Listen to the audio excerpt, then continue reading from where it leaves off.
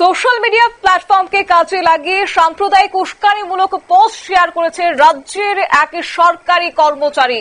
এমনই অভিযোগ উঠেছে এবং তারপরে পুলিশ কিন্তু সে অর্থে পদক্ষেপ গ্রহণ করেছে। যদিও জানিয়ে রাখে যে সরকারি কর্মচারী হয়ে রাজ্যের সাম্প্রদায়িক পরিস্থিতির বিষয়ে বিভিন্ন দিকে সে উস্কানিমূলক মন্তব্য করেছে। রাজ্য সরকারের কৃষি দপ্তরের অন্তর্গত এক কর্মী বলে কিন্তু জানা গেছে।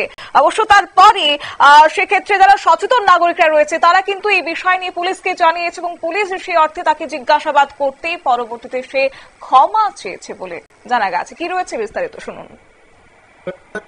ভুলে হয়েছে আমার ভুলে হয়েছে দাদা, আমি একদমই তা না দাদা, ভুলে আমার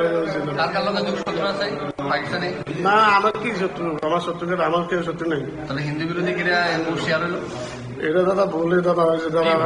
ভুল কি ডেলি ডেলি হয়নি? বলতো না দাদা, আমি দাদা ভুলে করছি দাদা। আমি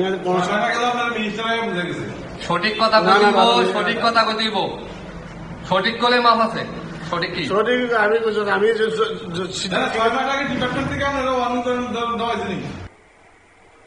আপনারা শুনলেন সেই ব্যক্তির ক্ষমা চাওয়ার মুহূর্তটা।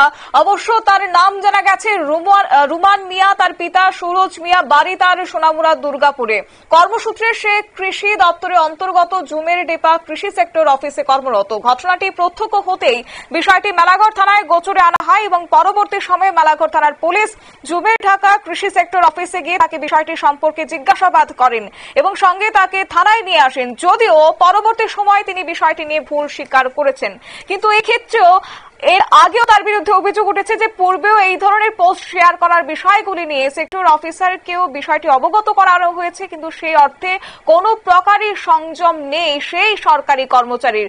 এবং শারদ উৎসব আসন্ন, তার আগে এই ধরনের ঘটনা রাজ্যে এক প্রকার পরিস্থিতিকে বিষিয়ে তোলার উপক্রম। তাই সেক্ষেত্রে পুলিশ যথাযথ পদক্ষেপ গ্রহণ করেছে এবং আগামী দিনে তিনি এই রকম কোনো কাণ্ড আর করবেন না বলেও কিন্তু যথারীতি সংবাদ মাধ্যমের সামনে সে স্বীকার করেছে। নিয়ে নিচ্ছে ছোট্ট একটি বিজ্ঞাপন বিরতির সঙ্গে থাকুন।